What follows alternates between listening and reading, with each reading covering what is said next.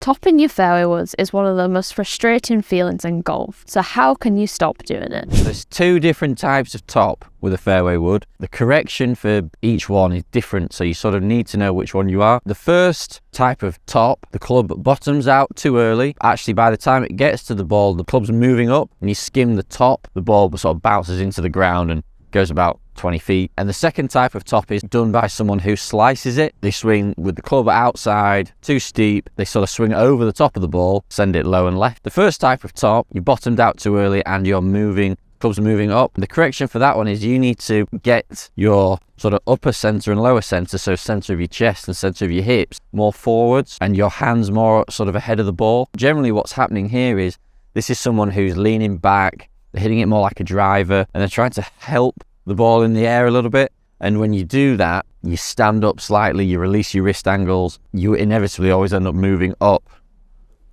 I'm trying to just nick the ball, I can't do it. I'm definitely going to get this right. Yeah, there you go.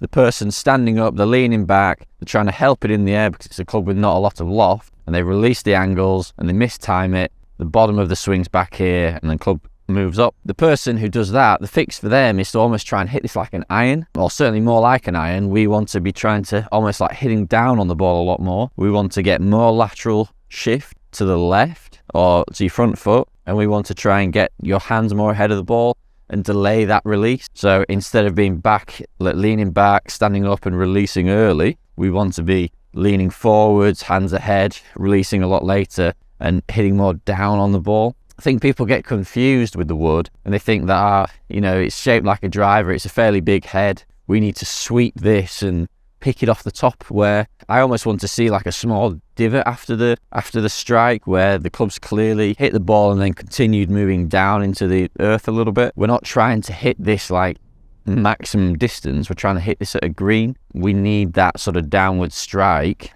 ball turf contact to get the ball in the air and move in at the green. The second person with the second type of top, which is the person that sort of is a chronic slicer, cuts across it too much, what they need to do is they need to almost do the opposite of the first person, and they need to try and hit this more like a driver, where they turn a bit flatter, they stay behind it, and they try and almost hit an inch behind the ball. The chronic slicer's way too steep, they're swinging way too far left, and the club sort of is coming down that way. That was a terrible demonstration. They need to imagine that the ball's teed up, they're swinging flatter, they're swinging more from the inside, and they're almost going to release the club earlier to get the club under the ball, hitting the grass, sweeping the grass, and that's going to help you get under it, hit it up in the air. So if someone's struggling with the top, how would they identify which of those two types they're hitting? Great question. You need to film it, or you need a friend to sort of have a look at actually what's going on. So you can generally see it sort of from a down the line camera. If you're swinging down and the club is out here somewhere,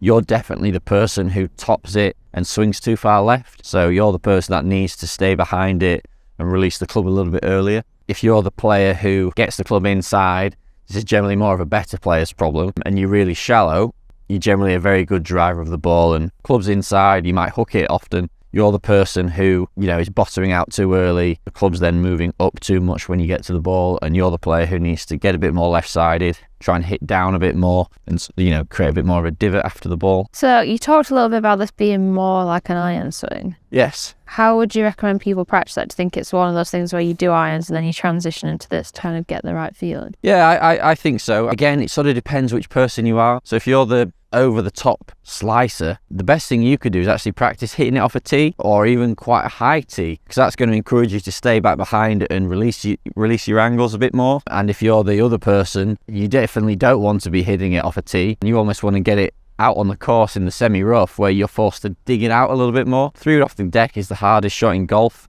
without a doubt. We're using a club with pretty much no loft. The shaft's really long, so the contact's going to be hard before we even start. This is one of those things where actually you'd probably be better off, doing quite some block practice and really sort of figuring out what the feeling is that you need to get the right contact for you. So I know that I am a bit of I lean back and I stand up, and I top a 3-wood way too regularly. But I know that that's because I'm back, I'm leaning back, I'm releasing my angles, I top it, and I think, well, I may as well have just hit a 5-iron because that would have gone way further. So I know that for me personally, what I have to do is I have to feel like I'm really on top of the ball and actually almost trying to hit like a low fade, because that gets me club a bit more out, a bit more working down, and the ball comes out a bit low.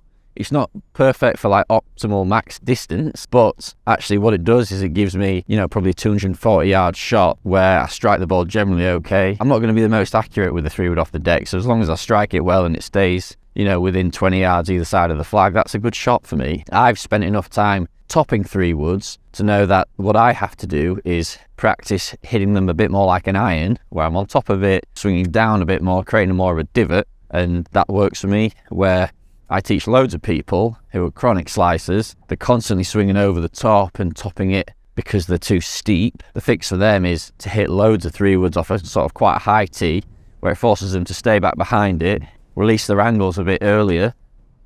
Oops. Yeah, I was rambling on about the over-the-top slicer. The fix for that person is by hitting loads of 3-woods off like quite a high tee to get them casting it earlier, releasing the club and getting under it a bit better. From seeing everyone who comes through in lessons, would you even recommend people carrying a 3-wood? Because most people seem to be better with a more lofted fairwood, like it goes just as far as 3-wood would. Well, yeah. Yes, good question. Probably not, would be my answer. If you can't swing a driver more than 90 miles an hour, you probably shouldn't have a 3-wood for me. You need quite a lot of speed to make the loft work. If you had like a 17-degree 4-wood or a 19-degree 5-wood, the shaft's a bit shorter, so you're going to strike it better anyway, but you're going to have a club that goes a bit higher, carries a bit further, and is a lot more useful around the course. I know people, and I argue with these people, who carry a 3-wood but hit a 7-wood basically just as far through the air, and they hit the 7-wood a lot more, and they're using the 3-wood just for a really specific shot. They're either off a tee on a par 3, or they've got a perfect lie, and it just feels like a waste of a club in the bag for me. When you're a high handicapper, generally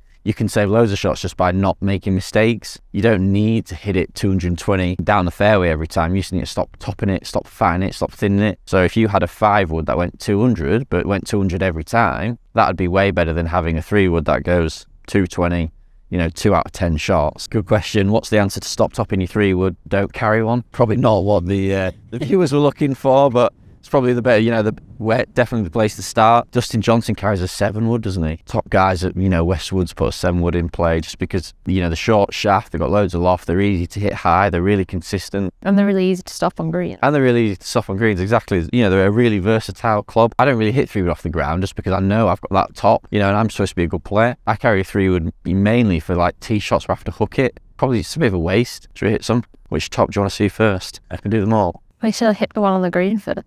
We hit one on the green. No pressure then.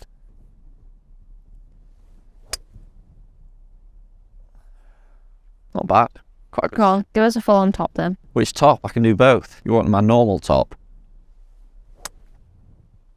Yeah, that's the one. I'm pretty good at that. I've done that quite a lot on par 5s. And that's gone, 60 yards? I may as well have thrown it. The over the top is more... That's the worst one. That's like the most impressive.